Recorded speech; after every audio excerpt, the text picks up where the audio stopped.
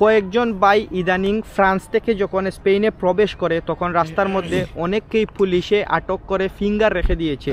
ফুল ID থাকলে ভাই 16-1700 পর্যন্ত ইনকাম করা যায়, মানে নিজের আইডি হলে।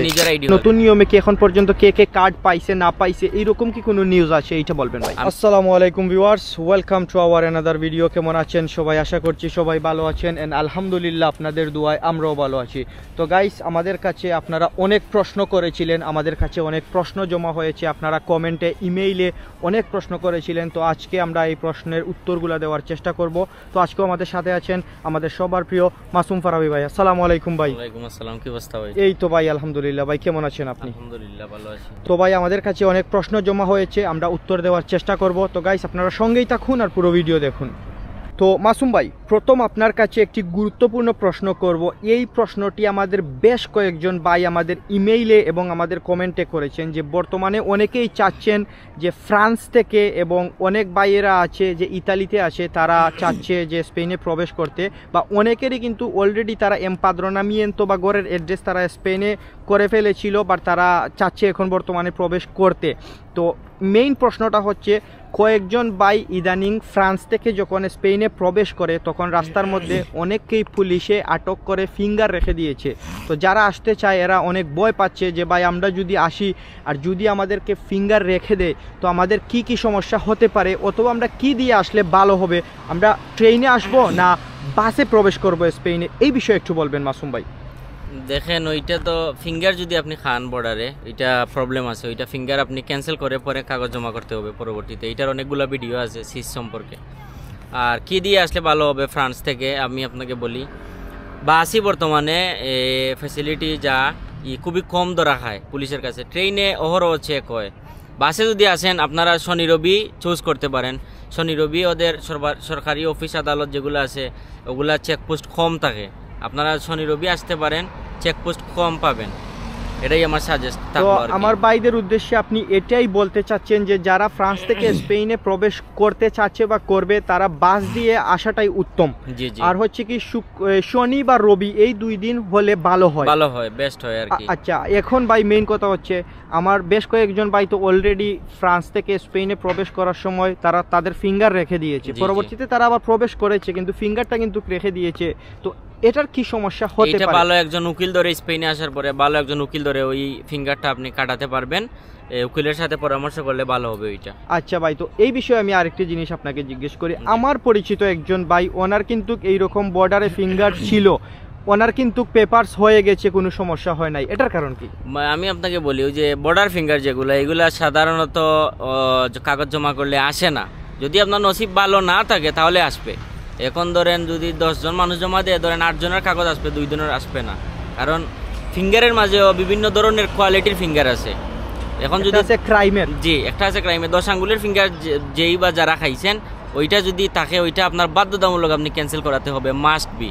আর 2 আঙ্গুলের যে ফিঙ্গার আছে ওইটা আসতেও পারে নাও আসতে পারে, আপনি ভালো একজন উকিল ধরে তারপরও আপনি ওইটা সমাধান করতে পারবেন। আর যদি কারো ইচ্ছা হয় যে আমাদের ফিঙ্গার আছে সমস্যা নাই, আমরা কাগজ জমা দিয়ে দিই, হলে হলো না হলে নাই, দিতে পারেন। যদি না হয় দেন আবার আপনি এটা ক্যান্সেল করাতে পারবেন। জি জি জি। তো আশা করি আপনারা বুঝতে পেরেছেন। তো মাসুম ভাই, আমরা চলে যাব আপনার কাছে পরবর্তী প্রশ্নে। তো মাসুম ভাই, আরেকটি গুরুত্বপূর্ণ প্রশ্ন হচ্ছে যে স্পেনে যেটি নতুন আইন হয়েছে, 2 বছর স্পেনে বসবাস করার পর বা 2 বছর যখন এমপাদ্রোনামিয়েন্তের বয়স হবে দেন একটি ওয়ার্ক পারমিট নিয়ে বৈধতা পাওয়া যায়। তো এই নিয়মটি চালু হয়েছে গত মে মাসের 25 তারিখে। তো যারা এই নতুন নিয়মে পেপার জমা করেছিলেন তাদের কি কাগজ হয়েছে? অনেকেই প্রশ্ন করছেন ভাই নতুন নিয়মে কি এখন পর্যন্ত কে কে কার্ড পাইছে না পাইছে, এইরকম কি কোনো নিউজ আছে, এইটা বলবেন ভাই। আমি এইটা আপনাকে একটা বুঝিয়ে বলি। সাধারণত পেপার জমা করলে 90 দিন টাইম নেয়। 90 দিনের ভিতরে যদি আপনার নসিব একান্তই ভালো থাকে আপনার পাস হবে, তা না হলে 90 দিন আপনি ধৈর্য ধরতে হবে। 90 দিনের পর আপনি একটা রেজাল্ট পাবেন। যেহেতু মেয়ের 20 তারিখ বা পরে 25 তারিখের পরে জমা দিয়েছে মানুষ, আগস্ট মাস যদি টেবিলে 10 জন মানুষ থাকতো, এখন 2 জনে কাজ করতেছে, 8 জন হলিডেতে চলে গেছে। আগস্ট মাসে বেশিরভাগই হলিডে, ইউরোপ হলিডে, তখন এটা আপনি মেনে নিতে হবে। আপনি আগস্ট মাসে কাগজ খুবই কম মানুষের আসবে। এখন পর্যন্ত কারো কাগজ ফাঁস হয় নাই নতুন নিয়মেতে। আপনারা আশা রাখতে পারেন সেপ্টেম্বরের ইন্ডে দিয়ে কাগজটা আপনার আর ফাঁস হয়ে যাবে ইনশাল্লাহ। একটা কথা বলি, বিভিন্ন মানুষ রাস্তায় পাইলে কাগজ জমা দৌড়া লোক আর কি আমার জিজ্ঞাসা করে, ভাই তাসা তো দিয়ে দিছি, কাগজ তো এখনো আসে নাই। আপনাদেরকে বলি ধৈর্য ধরেন। আমাদের সময় যে সিস্টেমটা ছিল আড়াইগড়ের সিস্টেম ছিল, আপনি তাসাটা যখন রিকোয়ার হবে তখন আমরা তাসা দেওয়ার 1 সপ্তাহ পরে আমরা কাগজটা পেয়ে গেছি। এখন নতুন নিয়মে এখন পর্যন্ত বোঝা যাচ্ছে না, এখন 1 মাস পরে মানুষের নিয়ে আইতেছে, নিয়ে আসার পরে 1 সপ্তাহের ভিতরে তাসা চাইতেছে, তখন 1.5 মাসের মাথায় যদি তাসা চায়, এখন নতুন নিয়মে কীভাবে ফেভারেবল হয় এখনও তো যদি কারো না আসে বোঝা যায় না, বুঝছেন নি। এখন ঘটনা হয়েছে আমাদের সময়ের রুলস ছিল এক, এখন রুলস আরেক।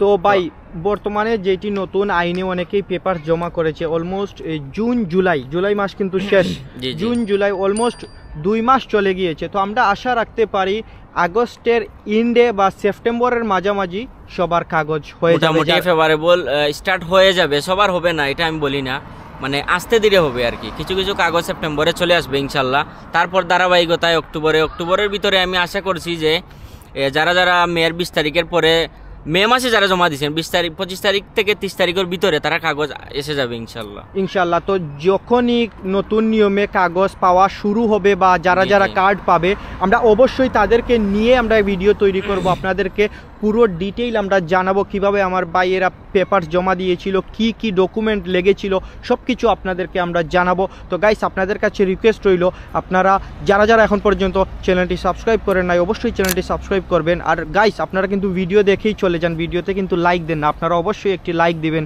আমাদের মাসুম ভাইয়ের জন্য। তো আমরা চলে যাচ্ছি পরবর্তী প্রশ্নে। তো মাসুম ভাই, আমাদের আরও বেশ কয়েকজন ভাই প্রশ্ন করেছিলেন, এই প্রশ্নগুলো হচ্ছে ফুড ডেলিভারি কাজ নিয়ে।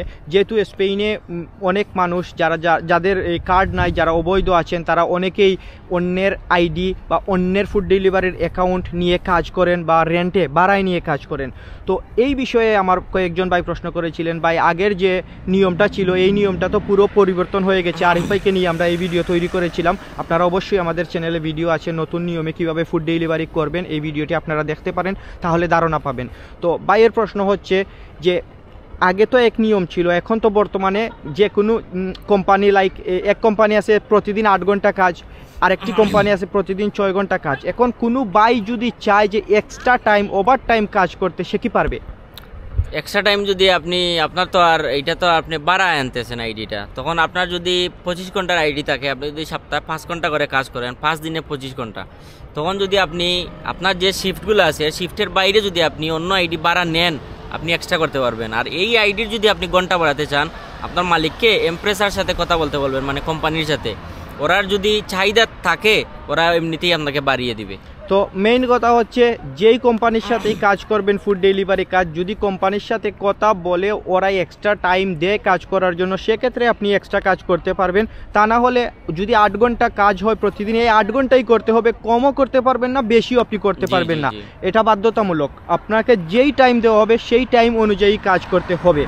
তো মাসুম ভাই আরেকটি আপনার কাছে প্রশ্ন, তো অনেকেই প্রশ্ন করেন, ভাই আগে তো আমরা ফুড ডেলিভারির অ্যাকাউন্ট আমাদের যখন ইচ্ছা তখনই আমরা কাজে বাইর হইতে পারতাম, এখন তো ভাই আমরা বাইর হইতে পারি না, ওরা টাইম সিলেক্ট করে দেয় কোন টাইমে। এখন কেউ যদি চায় ভাই যে না আমি এখন দিনে আমার ভালো লাগতেছে না, আমি কাজে যাব না, আমি রাতে কাজ করব, তো এইটা কীরকম হবে? এইটা তো ভাই আমি বিভিন্ন এমপ্রেসা আছে, এগুলা বর্তমানে ইজি রাইডার আছে, জব এন্ড ট্যালেন্ট আছে, আরাবিঙ্ক আছে, ওইগুলা যারা করে ফ্লিটস আছে, তারার অর্ডারিও তারা সেট করে দেয়, কোম্পানি সেট করে দেয় তারার আওয়ার্সগুলা।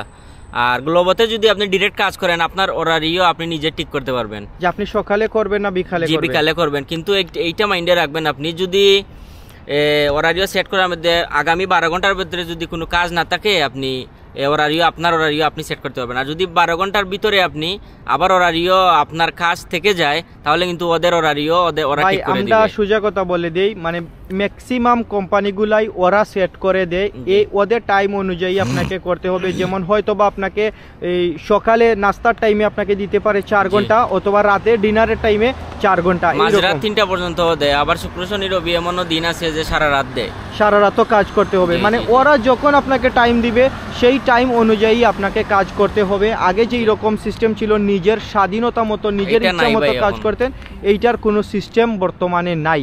তো ঠিক আছে গাইস, আপনারা ভিডিওতে অবশ্যই একটি লাইক দিবেন। তো মাসুম ভাইকে ফুড ডেলিভারি বিষয়ে আরও 1-2টা প্রশ্ন করব ভাই।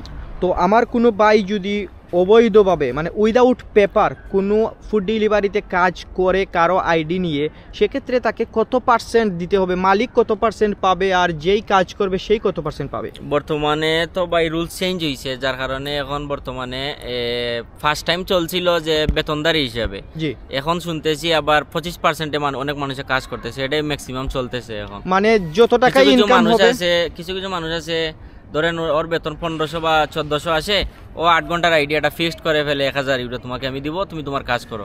আর কিছু কিছু আইডিয়া আছে, ম্যাক্সিমাম আইডি যেগুলা মালিক পাবে 25% আর যে কাজ করবে উনি পাবে 75%।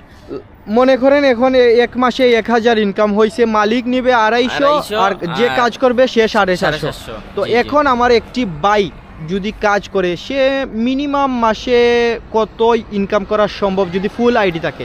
ফুল আইডি থাকলে ভাই 1600-1700 পর্যন্ত ইনকাম করা যায়, মানে নিজের আইডি হলে। নিজের আইডি হলে। আর যে বাড়াই চালাবে, জি জি, যে বাড়াই চালাবে মালিকের তো 1600-1700 হিসেবে ঢুকবে, তখন আবার যদি আপনি পার্সেন্টেজটা থাকে, ওই যে 1600-1700 আবার বলছি, ওইটার মাঝে কিন্তু আপনি অর্ডার হিসাবে টাকা আছে, আপনি অর্ডার মারতে হবে।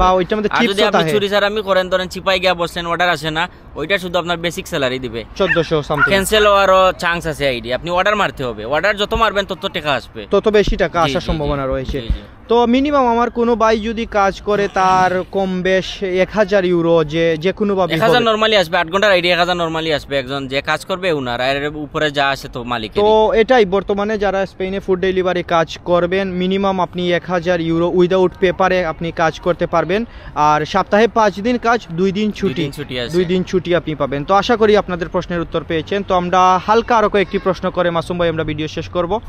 তো মাসুম ভাই, আরো বেশ কিছু প্রশ্ন এসেছে, অনেক ভাই এরাই প্রশ্ন করে, ভাই আমরা কিভাবে স্পেনে যাব, ভাই আমরা কিভাবে স্পেনে যাব, আমরা ওয়ার্ক পারমিটে যাব না টুরিস্ট ভিসায় যাব, এই বিষয়ে একটু বলবেন ভাই। এগুলার ভাই আমার কোনো আইডিয়া নাই, যদি ভিসা টিসা করার কোনো আইডিয়া নাই, আপনারা ভালো এজেন্সি ধরতে পারেন, কিভাবে আসবেন ওদের সাথে যোগাযোগ করতে পারেন। আর ভিজিট ভিসা যদি আসেন স্পেনে, আপনি ট্রাই করতে পারেন নিজে নিজে, আপনার সব ডকুমেন্টসগুলো স্ট্রং করে আপনি ট্রাই করতে পারবেন। ভিজিট ভিসা হওয়ার সম্ভাবনা বেশি। বর্তমানে স্পেনে নাই, স্পেনে ওয়ার্ক পারমিট নাই ভাই, কিছু কিছু মানুষ তো বলে ওয়ার্ক পারমিটে নাকি জমা দিছে। জি না, ওইটা দালালে আপনার টাকা মেরে খাবে, আর কিছু ওয়ার্ক পারমিট নাই স্পেনে সুজামাত। আর যদিও হয় ভাই আমাদের জানা নাই, এটা জানা নাই, কিন্তু আপনি চাইলে ভিজিট ভিসায় আপনি স্পেনে প্রবেশ করতে পারবেন। আপনার নিজের ক্যাটাগরি, নিজের যে ওয়েট বজায় রেখে আপনি করতে পারবেন, আপনার নিজের যে ডকুমেন্টসগুলো আপনি স্ট্রং করে আপনি জমা করেন, ইনশাআল্লাহ। আবার আরেকটি জিনিস আমি বলি, অনেকেই বলেন যে ভাই স্পেনে কিভাবে প্রবেশ করব। যদি আপনি স্পেনে না আসতে পারেন, আপনি ইউরোপের বিভিন্ন নরমাল কান্ট্রি আছে, যেমন রোমানিয়া, ক্রোয়েশিয়া, হাঙ্গেরি, ওইগুলাতে, সার্বিয়া, এগুলা দেশ আছে, এগুলাতে ট্রাই করতে পারেন, ওইগুলাতে